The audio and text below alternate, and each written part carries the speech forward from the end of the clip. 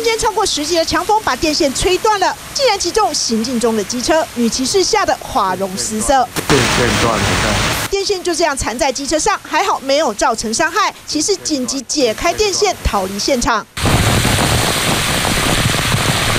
长长的电线掉落在马路的正中央，阻碍通行，游览车过不去，司机只好撑着伞，冒雨捡拾阻路的电线。垦丁街头风势非常的强劲，有电线杆的电线呢，直接被吹落到大马路上来。现在电线呢还遗落在马路的正中央，很多驾驶人开过只能惊险闪避。就怕交通受阻，3名员警紧急赶到，把电线移走了。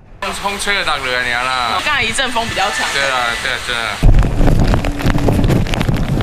受到台风外围环流影响，垦丁一早就刮起了强风，骑起车来东摇西晃，骑士们吓坏了，有人一度还停在马路上，不知如何是好。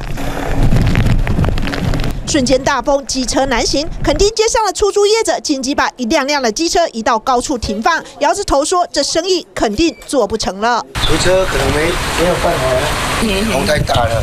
我们有8000，都客满啦，散客都溜走了啦。听到台风警报。 跟房间都一样，都退了。